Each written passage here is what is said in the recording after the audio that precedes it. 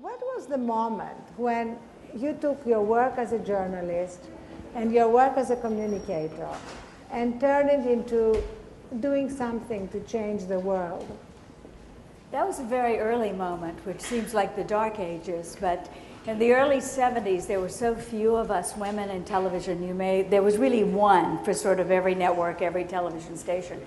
And we were given two options, not explicitly, but implicitly, to either avoid women's issues altogether, stay as far away as possible because of the women's pages, inheritance and legacy, and try and do everything just like the guys did, dress like them, act like them, do the same stories, etc.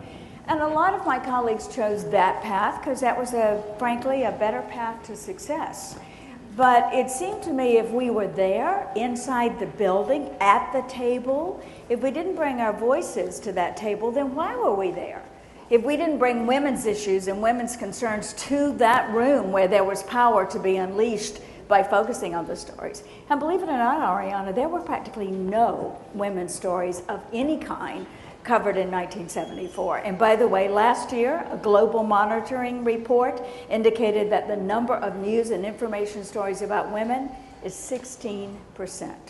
So we haven't made a huge amount of progress when you think about that. But for me, that was my advocacy from the beginning. This is simply too big a power not to focus it in every way possible on women in our lives. What I have been so blown away by in the last 5 years is the fact that we are really moving from, certainly in Silicon Valley, algorithmic engineering to social engineering. And that all of the things that every single person in this room uniquely and implicitly understands about how to get things done, how to create change, how to activate and really enable people to act in new and interesting ways. The technology has basically caught up to our ability to take it and use it, whether it's on Twitter or whether it's on Facebook or whether it's creating a unique social experience on Ning or any of the other services and blogs and all the things that exist out there.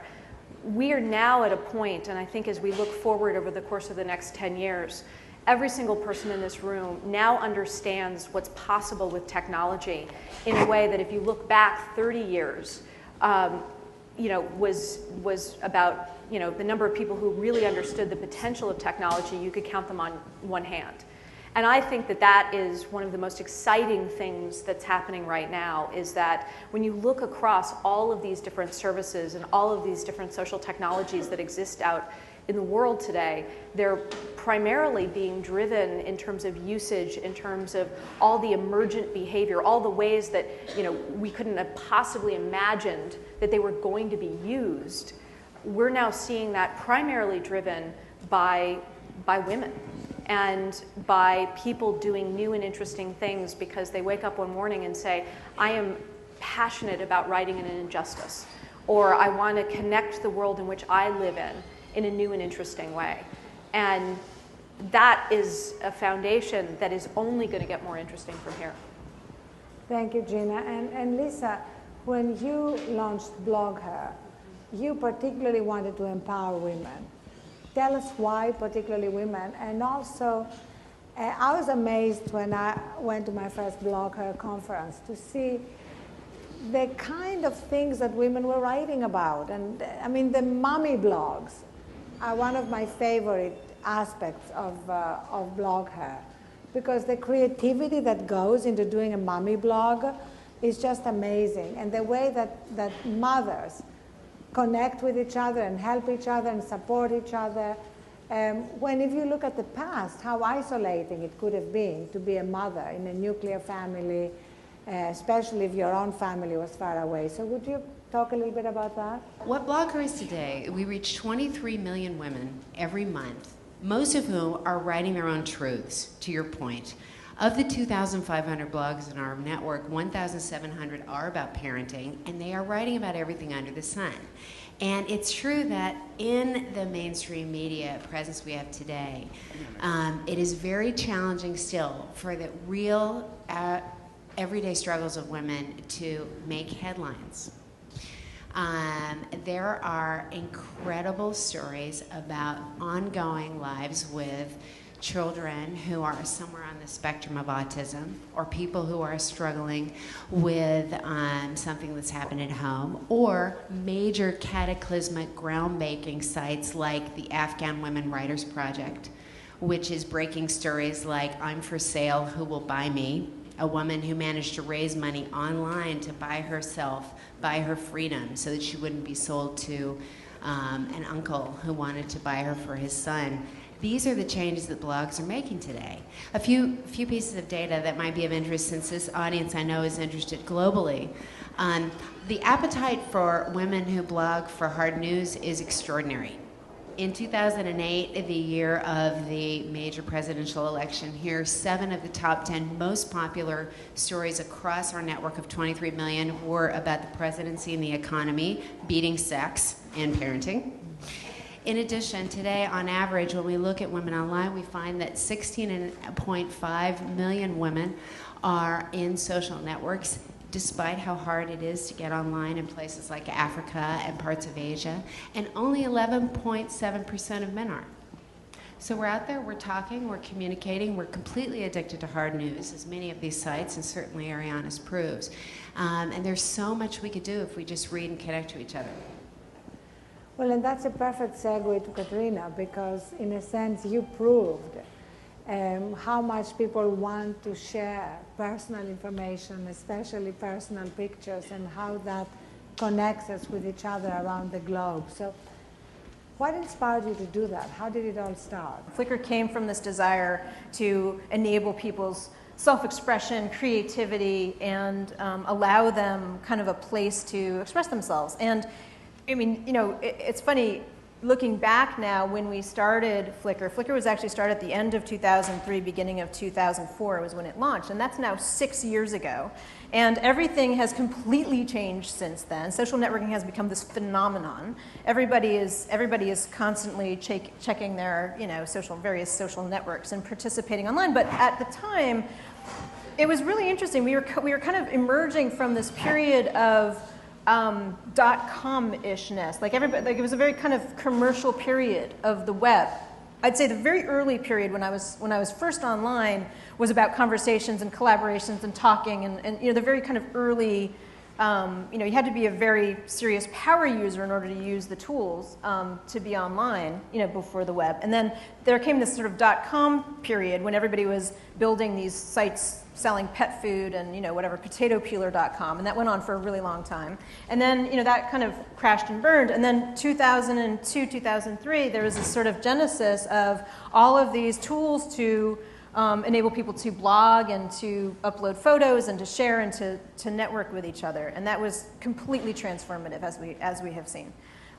So, you know, I'm kind of excited about the next stage, where things are going from here, because I think, you know, as you know, Gina was pointing out, that, you know, this is just the beginning. This is just where the all of this kind of participation and collaboration and sociality and everything that we're doing now online is just unleashing an incredible potential, and we see it every day.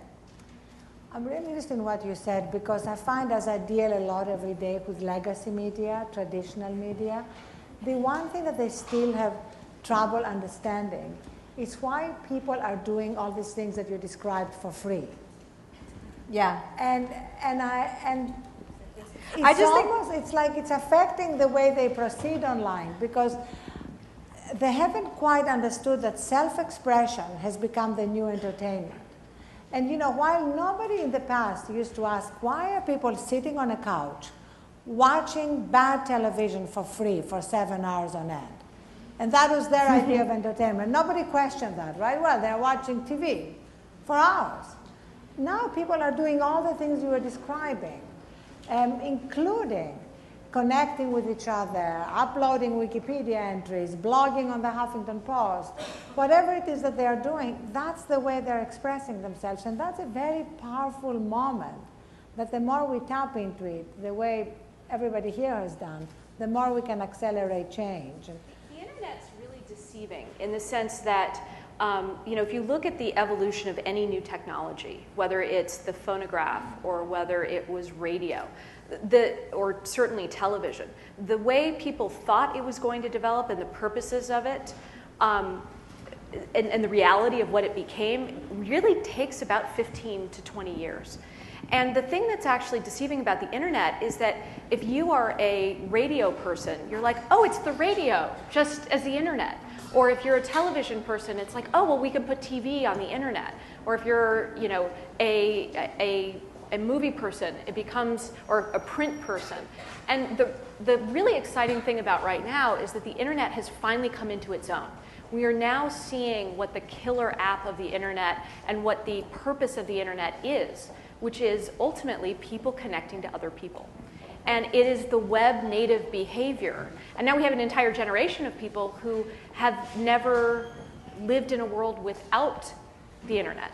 And I think that that's actually what's happening, is that it's now that you have people who are looking at the internet and the web as a blank, as for what it is today and what the possibilities of it will be, as opposed to trying to fit a square peg into a round hole of the past.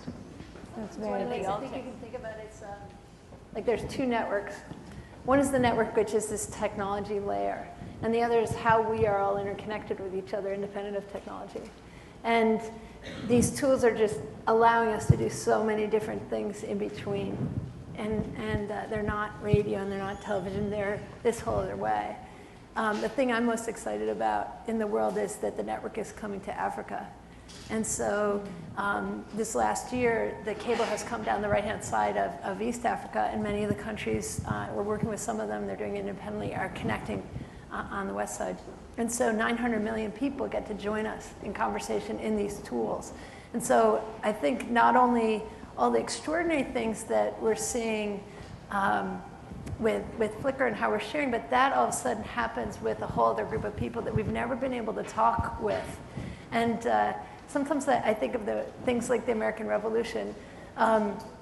If you're in another country from some people, the country that's trying to help itself needs its leaders to be empowered, right? So you need the Benjamin and Abigail and John Adams and Thomas of that country to do their thing. And so maybe we're the French, so we can help with a little money and some ideas. But they need to do their thing. And I think for the first time, instead of this 20th century model of development, we're going to actually be able to interact together. And it's really about connecting. What's happening is the talent of the world is being able to interconnect at a level that's really profound in all sectors. Pat, would you talk about your work? Share a couple of examples and honor and acknowledge that these are the leaders who are taking these technology tools and creating the formats that are allowing us to take it to the world and use it as a force for social change. And I observed two instances of this in Africa recently that's encouraging from both points of view, because it's an old media and a new media example. In Maasai land, the women found out that radio licenses were available. So they bought them, and they were tiny, like a 100-mile radius. But these women sit in their places, their huts, their tents, wherever they might happen to be living, and they broadcast 24 hours a day, 7 days a week. Information, life-saving information to the women in their 100-mile radius. So you've got this network that's been created of old media being used in places where the internet still hasn't penetrated deeply. And then you go a little bit further to the remote villages where they're mostly illiterate, where there's one cell phone if they're lucky. Again, mobile technology having found its way. And always the person in the village who has the cell phone is the woman. And many times they create a micro industry around it, selling minutes or whatever. But more importantly, there, as well as India, as well as Afghanistan, the mobile technology has given women the power to control so many new things, so many important things in their lives. Just one brief example. They pre-programmed the phones in these places in rural Afghanistan, Africa, and India to have messages so that when they turn on, the woman, it says, are you pregnant? If you are, have you noticed this? Are you observing that? Here are the 5 things you need to do before childbirth, and here's what you need to do during childbirth. And if there's a problem, here's the closest midwife or clinic. so that every time they turn on the phone, they get that information that is saving lives. And in those areas, tracking from the World Health Organization, we know that maternal health deaths, totally preventable anyway, are beginning to go down. So the exciting thing about this technology is it's not just changing our lives in every way possible by the way we use it, but social media in places like Burma is bringing a whole story of the abuses going on in that country, not possible without social media, without Twitter, without blogs, without the way in which information can get out. So that's what's exciting to me, is to see women taking these tools, using the technologies these women and others have created, and using it to create change in their lives and communities. And Megan, I want to ask you about something that you've said. You've called Google.org's mission to use the power of information and technology to address the global challenges of our age. So what does that mean in terms of what we can do in this room, what especially women can do? What we've done with the Google.org budget, and instead of making it pure foundations, we're not as strong as our foundation colleagues like Ford and MacArthur at grant making. We can do it, but we have 12,000 engineers. So we thought the better use of the $45 million we have, for example, this year, is actually engineering salaries. And so we're doing philanthropic work. An example of that is the Google Earth team thought of an idea of using Google Earth as an Earth and planetary sciences platform. And so we already have 400 Google Earth engineers. So for 10 extra, we could do a project where we're taking the data set of all the Landsat satellites that have watched the planet for 30 years. It's petabytes of data, very hard to handle that amount of data. And then work with partners who have algorithms to analyze satellite imagery. And so our hope is to be able to put the forestry footprint of the entire planet across 30 years out for all the countries and people to work with. So it's sort of Google scale work. And the reason why we want to do that is 10% of the greenhouse gases are attributed to deforestation. So we need to monitor our deforestation at a global layer, but we just don't have the tools. There's no Human Genome Project for forestry, so we're doing something like that. So that's an example in the environment. We have one of the engineers thought of an idea. When we don't feel well, we search. So he said maybe we could see emerging health threats, and so looked for flu. And in fact, we can tell if a city is starting to experience flu at the 80 to 90% accuracy level. And so now we work with the CDC and the Ministries of Defense. We launched 30 countries so we can help with the flu pandemic tracking and be an additional signal. The projects like that, which take us 3, 4, 5 engineers here and there. So our ambition is to have about 100-something engineers in the Google.org team, which are just full-time engineers who flow from AdSense or other things and want to get excited about helping with development, global health, poverty, these kinds of topics. We have consistently found women who become incredibly passionate about an item and their lives force them to be, and they become leaders in a space. A great example is a woman named Susan Niebuhr who started a site, an initiative called Team Why Mommy for families with cancer. She's an astrophysicist who was blogging who was writing for NASA, became infected with inflammatory breast cancer. She writes on toddlerplanet.wordpress.com, and if you go to her site, you'll see that she has pulled together this incredible group of families who are struggling with cancer. She's now a spokeswoman for the American Cancer Society. She's done all this while she's been going through stage after stage of chemotherapy. And so these women come together, they start these rings of people who get to know each other on their blogs, where you can use more than 140 characters at a time. Then they take those messages out to Facebook and Twitter, who are a fantastic amplifier of the message.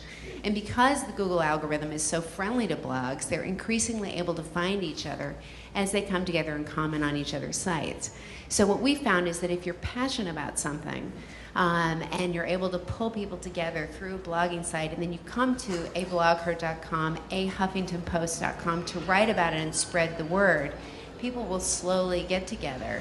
And some people are even using sites certainly like Flickr, to link their communities together via photography, or even through LinkedIn, through a professional aspect, to bring people together. Now, what we're trying to do at Blogger is consistently cover these initiatives. What is Team Why Mommy up to this month, this year?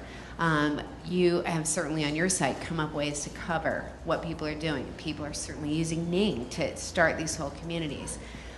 Finding them without it being a needle in a haystack, I think is really the next initiative. We have 20,000 blogs listed in our phone book of women who blog, but you really have to decide that you want to go into the life section and find the cancer blogs. What all of these social networks, communities have in common is that they really sort of have a strong brand. They have something that they are passionate about, but the brand is a hook. It has a way to basically say, you know in the first 5 seconds why you're there and whether or not it's for you or not. Twitter Moms is another great example of a Ning network started by a woman named Megan Calhoun who lives in Marin County in California, and really is a way to sort of, again, bring mothers together. And then you have Twitter, Facebook, as these amazing distribution channels for different unique ideas that then can pull people back into this hub, whether that's a blog or whether that is a Ning network. And the power of being able to sort of go deeper into a rich, immersive social experience is incredibly powerful in terms of organizing the organizers and then getting that message out into all of the distribution channels that we now know and understand from a social media perspective, and then pulling people back in. And this all exists today. Really, all that it takes is a great idea and some passion behind it. And that was not the case even 3 years ago. Mm-hmm. And the ability to organize in small ways and large ways is only going to get more incredible from here. And I think that that's the thing that I certainly am incredibly excited about.